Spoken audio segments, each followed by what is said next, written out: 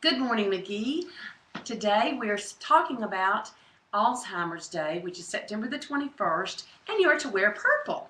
Now, I've got my purple on today, but the Queen Lady that's going to be telling about it forgot her purple. No, she just reminded me. But September the 21st is the day that we are celebrating or bringing emphasis to Alzheimer's and all the things that it brings with a family. As many of you know, that my mother was an Alzheimer's patient, and I kept her at home for 12 years with sitters. And so Alzheimer's is very dear to my heart, and anything that's talked about, and I realize that even in McGee, it is a big problem in our area.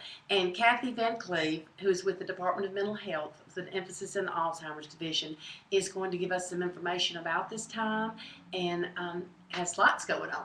There is a lot happening, Sue. Thank you so much for allowing us to have this opportunity to truly talk with McGee about this problem. September 21st is Alzheimer Action Day, and that was formerly known as World Alzheimer Day. The name was just recently changed, and basically what we have done is we've partnered with the Alzheimer's Association.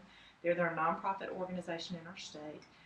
The nonprofit and the state agency have partnered together to encourage an Alzheimer awareness campaign. Paint it purple. September 21st, we want people to wear purple, to work, to school, to their business, at home, wherever. And we want to encourage towns to put purple bows out, to do some type of an Alzheimer awareness activity. If it's something as simple as passing out a information sheet or just posting it in the lobby, we want to increase awareness about Alzheimer's disease and to show our support for caregivers and families who are dealing with this disease. Kathy and I were talking earlier, and I think it's so true that so many of us look at Alzheimer's now as cancer was looked at years ago. You know, it wasn't talked about. You didn't speak of it. You were afraid you were going to catch it if you went to visit someone that had it. And the Alzheimer patient our person was somewhat ignored, and still is. It's in my opinion, a major problem. Certainly. People are afraid of Alzheimer's disease. I'll be the first person to tell you. I've watched that happen within my family. My grandmother passed with Alzheimer's disease. She was the caregiver for her oldest sister who had the disease for 13 years. So in a matter of 19 years, we dealt with it on one side of our family. And now we're in the process of dealing with some form of dementia on the other side. So this is something that's really near and dear to my heart. I will tell you that social isolation helps to increase cognitive problems. So people who feel alone or are alone are definitely at risk for Alzheimer's disease or cognitive decline as well. So those visits are so very important. Not only in the early stages of the disease process, but as the disease progresses and when the person even gets into the middle stages of the disease. So it's kind of like the person who says, they don't know I'm here anyway. But they do. They don't necessarily have to know that this is Kathy, my granddaughter. What they know is this is someone who cares about me, and they feel that love and that acceptance. You just as a newborn baby, think about when you brought a newborn baby home and you had 3 precious children. When you bring that newborn baby home, you create an atmosphere of love and acceptance and warmth. Anything from the swaddling of the tightly wrapped package that we bring home to the lighting and the music, all of those things. We do those things in our home to help create an atmosphere where that baby feels loved and secure. Now, I'm not equating senior adults to children by any stretch of the means, but those principles are still the same. That individual knows when they have your attention, they know when they feel loved, they know when they feel safe and secure. So we really need to help families and encourage people to help build that environment and help to feel safe and secure. That's a great way to think about it. I've never thought about it like that, but it makes perfect sense. And it is a good way for us to remember.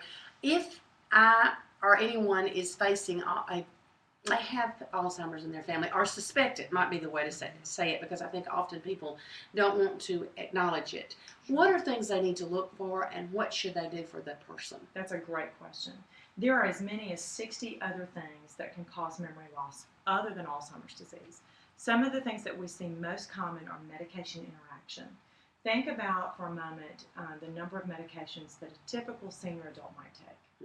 You know, and the list is endless. many of those medications can counteract one another. So it's important to, when you visit your doctor, to take all of the medicines, not just the one for that particular specialist, but all the medications, any herbal supplements that an individual's taking, vitamins, the whole deal. Put all of that into a Ziploc bag and take it with you. Even vitamins. Even vitamins, yes. Yes. And so herbal supplements, all of those things, you want to be sure that you communicate clearly with your physician what you're taking. Mm-hmm. It's a lot to take in. It is. You know, but I do think, I don't feel that I can emphasize enough the importance of acknowledging and visiting anyone who is an Alzheimer's patient, and also to be aware of people around you and people you see. Definitely. Caregiver support is one of the easiest things that we can do, yet it's one of the things that we need most when dealing with a person who has Alzheimer's. Mm-hmm. A person can have Alzheimer's anywhere from 2 to 20 years, and usually the middle stages of the disease process is when it becomes the most difficult. Mm-hmm. And so if someone is, like in your case, was trying mm-hmm. to keep their loved one at home for as long as possible, they need support. This is not the person who's going to ask for support. There, you know, many people will say, "Oh, just call me. I'll come by and do that." No, you need to go ahead and just show up and say, "Hi, I'm here for the next hour and a half. Go take a shower. Mm-hmm. Go take a nap. Walk in the backyard. Things are going to be fine here." Mm-hmm. That's my grandmother's Sunday school class did that for her. My grandfather would go upstairs. They would come after Sunday school, come sit with her. He would go to the balcony because someone had already taken his seat in the church, and he would sleep. He would snore.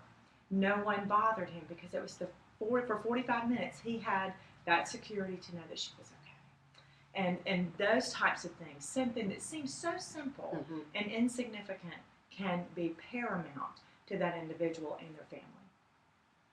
Kathy, you've given us so many concrete ideas and things that we should do, and I look forward to this 21st to hopefully paint purple and remember to wear purple. Yes. And Kathy we talked earlier about some different things that you can do. You could put up balloons on your mailbox. You can wear a purple ribbon. You can wear a purple tie. You can wear a purple sweater. You can wear anything purple.